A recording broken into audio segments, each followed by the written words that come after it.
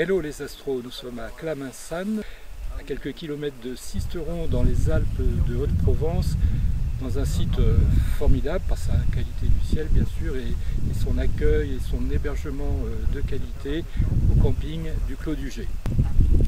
Allons rencontrer les Astrams.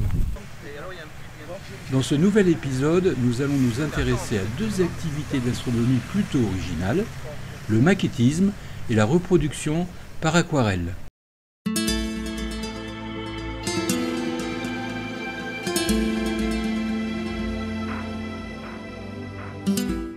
Bonjour Philippe Morel. Bonjour. Vous êtes un peu l'initiateur de ces rencontres d'astronomie. Ce sont des rencontres qui sont nées il y a quand même un certain nombre d'années, puisque avant de nous retrouver ici donc à Claminsanne, on est passé par le Chevalet à Aspres-sur-Bec. Et avant le Chevalet à Aspres-sur-Bec, on est passé pendant 11 ans en rencontres de Val-de-Rome. Et avant les rencontres de Val-de-Rome, pendant un an, sur une zone qui était au nord du lac de Serponçon, donc à Saint-Apollinaire. Ouais. Et c'est là que tout est né. Donc c'était en 2003. Okay. Et donc la volonté, c'était de pouvoir réunir en un même endroit des gens qui s'intéressent à toutes les formes d'astronomie et en particulier à l'astronomie d'observation. Ouais. Puisque c'est quand même le fer de lance de nos rencontres, hein. C'est quand même la grande priorité, c'est-à-dire qu'on a toujours prévu plus ou moins des programmes d'animation et autres, mais qui étaient quand même sujets à l'état du ciel nocturne, essentiellement. D'accord. Enfin, je dis nocturne essentiellement parce qu'il y a aussi l'observation du soleil en diurne. Ouais. Bon là, il y a quelques années, on est passé par le minimum d'activité, donc il n'y avait pas grand-chose à voir sur le soleil, mais là, fort heureusement, depuis quelques mois, ça repart. Et on a eu là cette année quelques beaux spectacles sur le soleil, des belles protubérances. On a des gens qui viennent d'un petit peu partout, hein. On n'est pas limité géographiquement. Il y a certaines années on a des Suisses, là cette année on a beaucoup de Belges. On a aussi des Français naturellement. Derrière tout ça, parce que c'est ce qui nous intéresse, nous il y a des clubs, des associations. Oui, derrière tout ça il y a une association, c'est l'Astro Club de France. Donc l'Astro Club de France, dans une première vie, il a existé de 1984 à 1995. Il a été fondé par Pierre Bourges, que beaucoup d'amateurs connaissent. Pour les personnes qui ne le connaissent pas, Pierre Bourges c'était le père fondateur de l'astronomie d'amateurs en France, on va dire. C'est lui qui a donné une monture équatoriale et tout ce qui permet de faire de la photographie à longue pause au télescope standard de Jean Texereau, qui a permis à l'amateur non fortuné d'accéder à 200 mm de diamètre, alors qu'avant il était limité à 50, 60, 70 mm, puisque les instruments d'astronomie valaient très très cher à l'époque. Et donc Pierre Bourges a lancé cette association en 84, entre autres pour éditer la revue Astrociel, qui existait de 1984 à 1995, et aussi pour organiser des rencontres. Et à l'époque, il y avait le rassemblement de la Chavade. Et donc c'est un peu aussi dans cet esprit-là qu'on voulait le faire et faire une initiative Astro Club de France, puisqu'on a refondé l'Astro Club de France en 2016 dans l'idée de pouvoir continuer modestement son œuvre. Alors pourquoi avoir choisi ce site Claminsanne dans les Alpes de Haute-Provence? Alors pourquoi? Parce qu'on voulait s'éloigner du couloir rhodanien, qui est une énorme source de lumière. Donc on s'est dit plus on va contre les Hautes-Alpes, mieux ce sera. Ensuite on voulait trouver un endroit où il y avait le moins de vent possible. Et parce qu'on a déjà eu à Val-de-Rome plusieurs décollages de télescopes, et à Aspres, les 2 années où on y est allé, il y avait des fois tellement de turbulences qu'on ne voyait pas les anneaux de Saturne avec nos télescopes, donc on s'est dit il faut aller ailleurs. Et puis il nous fallait un endroit où il y avait un hébergement qui soit un hébergement mixte, c'est-à-dire qu'il soit un hébergement à la fois camping, camping-car, donc bungalow.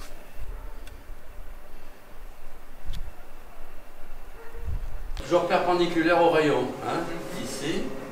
Là c'est comme ça, ici c'est comme ça, là c'est comme ça.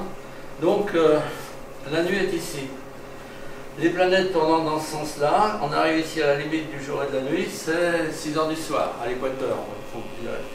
Donc à 6 h du soir, eh bien, on va voir Vénus, hein, qu'on voit là-bas dans le creux. Vous voyez ? Et on ne va pas la voir bien longtemps parce qu'à 8 h ou 9 h, on sera à peu près là, la Vénus sera couchée parce qu'en étant comme ceci, notre champ de vision sera celui-là, on verra donc plus Vénus. Mais donc vers 9 h, hein, 9 h, 10 h, on voit Jupiter et Saturne à peu près.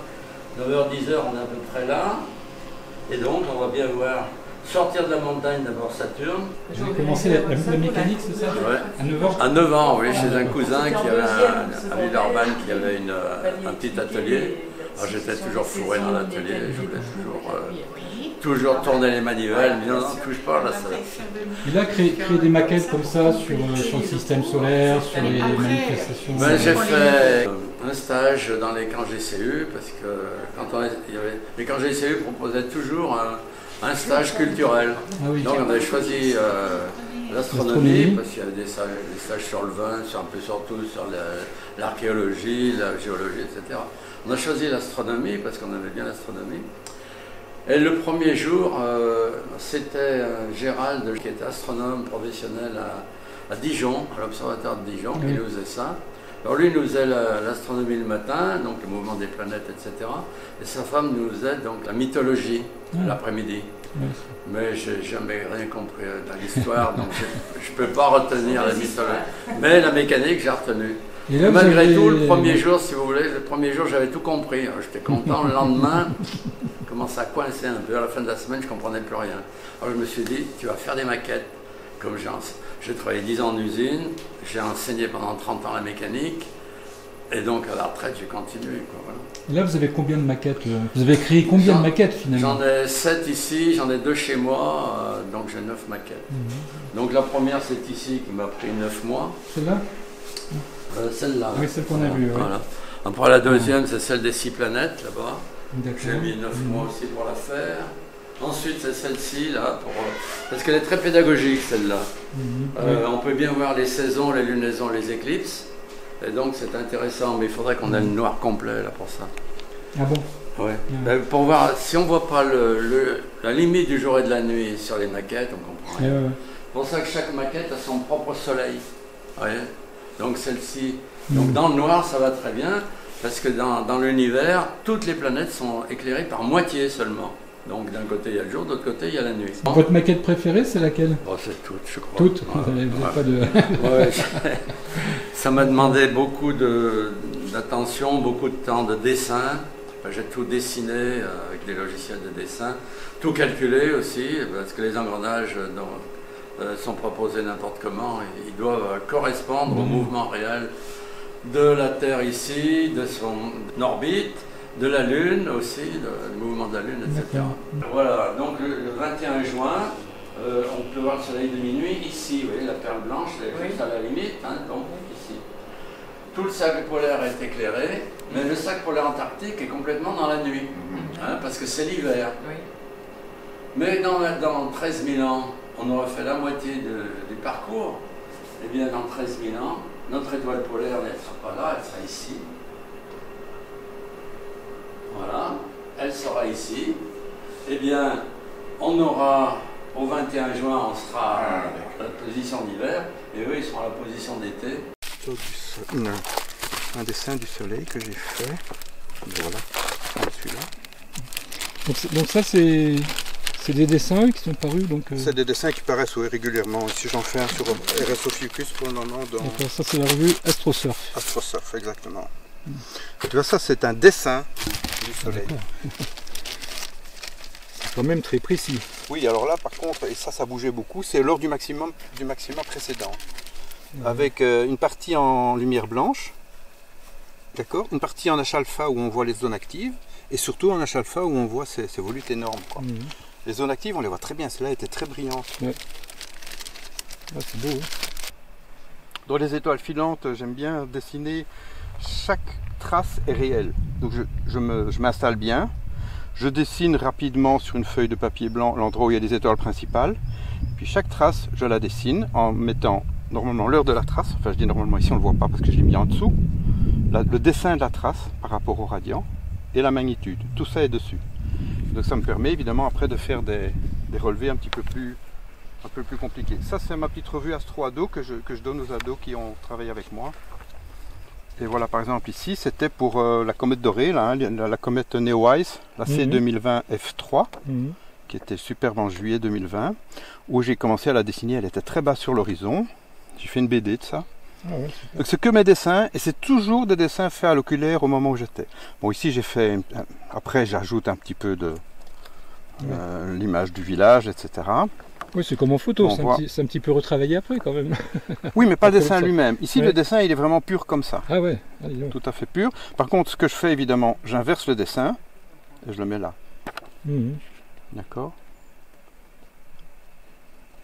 Donc là, les comètes, je suis très actif là-dessus. Alors voilà de nouveau ici un dessin d'étoiles filantes. Ça, c'est les Géminides, hein, c'est celles que je préfère. Elles sont super, beaucoup plus belles que les Perséides. Et alors j'organise aussi des choses avec l'AOEB, Astronomers Without Borders, donc les astronomes sans frontières. Je suis le responsable, le correspondant, quoi, je dirais, pour la France. Et là on avait organisé quelque chose qui, comme on était tous en mode confiné, on a demandé que tout le monde, à partir de son balcon, fasse une photo. Moi j'ai fait des dessins, évidemment, je ne peux pas faire autrement, de certaines conjonctions. Et donc là on voit la conjonction et on la voit avancer ici. Ça c'est un pastel de la Lune. Donc tout ça est fait à l'oculaire. Hein. Ah oui, je fais ça à l'oculaire. Hein. Alors donc il y a une lunette avec un oculaire. Une lunette, et puis à côté il y a comme celle qui est ici. Puis au côté j'ai mon petit papier, je vais te montrer le matériel que j'ai. Un petit chevalet, non, comme les peintres ou... Alors j'ai un chevalet spécial pour ça aussi. Ah ouais. Alors donc ça c'est la lunette qui permet... Ça c'est une petite lunette Takahashi, c'est la 100 de diamètre. J'ai ici un extender qui lui donne 1,50 m de focale. Donc c'est génial parce qu'au niveau de l'observation des planètes, la Lune, c'est vraiment ce qu'il faut. Il y a un contraste génial là-dedans et c'est de la fluorite, donc c'est à peau. Il n'y a pas d'erreur, il n'y a pas de défaut au niveau chromatisme. Donc ça permet de bien voir les détails des planètes ça ou du fait ciel. Ressortir, par exemple, hier dans les bandes de Jupiter, je voyais 3 couleurs dans les ocres, quoi. 3 couleurs dans les ocres jusqu'à la lysarine cramoisie. Ce sont des noms de couleurs. Hein. J'allais de l'ocre jaune à la lysarine cramoisie en passant par le rouge carmin, c'était impressionnant, quoi. Donc là on arrive vraiment à sortir des détails. Si j'avais dû dessiner Jupiter hier, il me fallait toute la nuit, quoi, tellement il y avait de détails. Et c'est venu comment cette activité? Parce que bon, c'est quand même particulier en astronomie, faire du dessin, je sais pas, c'est pas quelque chose de courant. Alors, exactement. Le premier contact que j'ai eu avec le dessin, c'est quand je travaillais, parce que j'ai travaillé un peu en professionnel à l'ORB, l'Observatoire Royal de Belgique. Et là, le bonhomme qui m'a demandé de venir l'aider pour certaines choses, c'était un travaux très particulier, c'était sur le Soleil justement. Et la première chose qu'il m'a demandé de faire, c'était de dessiner les taches sur le Soleil. Comme par hasard, c'est ce qu'on est en train tous de faire ici, tu as vu, ils sont tous fous de ça. Moi j'adore aussi. Et donc dessiner les taches du Soleil, ça permet d'avoir quoi? Parce qu'on le dessine, on a le recul depuis Galilée de tous les cycles, et donc on continue de manière professionnelle à dessiner les taches solaires tous les jours. Il y a 3 observatoires, un à Lausanne, à Uccle, qui est la base du CILSO, et aux États-Unis, où on dessine le soleil tous les jours. Et des gens sont payés pour ça. Et donc ça, c'était mon premier contact avec le dessin. Et puis j'aime bien dessiner, j'ai toujours beaucoup aimé dessiner. J'ai beaucoup aimé faire de la photo au début. C'était du temps de l'argentique. Et donc là, qu'est-ce que je faisais? Je faisais des photos en négatif, que j'imprimais en positif. Donc ici, je fais exactement la même chose. Hein, quand on voit ces dessins-là, en fait, je les fais tout à fait en négatif. Tout ceci est blanc, la Lune est noire. Ok, on voit la Lune qui avance ici par rapport à l'étoile, là, Vénus. Et donc ici, ceci est bleu. Et donc l'inverse du bleu, ça va donner de l'orange. Et donc j'ai chaque fois, là, je joue avec les complémentaires en fait. Ce genre de choses, je le fais vraiment de manière naturelle. Je travaille avec la roue chromatique tout le temps dans ma tête. Hein, donc la roue chromatique me permet toujours de dire qu'est-ce qui est à l'opposé de l'autre. Donc ça, je sais exactement quelle couleur utiliser. C'est vrai que la difficulté vient des valeurs. Au plus c'est foncé, au plus ce sera clair. C'est logique, hein, puisqu'on inverse tout. Donc là, si on dessine en noir et blanc, à l'envers, c'est plus compliqué. Hein, donc mes comètes, je dois faire beaucoup de noir, là où elle sera très brillante. Même en noir et blanc. Mais quand c'est en couleur en plus, c'est vrai que c'est un peu plus compliqué. Et puis les pastels, oui, le pastel, bon, ça c'est un pastel qui m'a pris 2 heures à peu près. Ah oui. Alors le problème là, c'est qu'il ne faut pas commencer là et rester là pendant 1 heure pour avoir plein de détails, parce que d'abord la Lune sera plus pleine, et en plus de ça, on n'aura pas le temps de tout finir, quoi. Donc il faut savoir s'arrêter à un certain niveau de détail.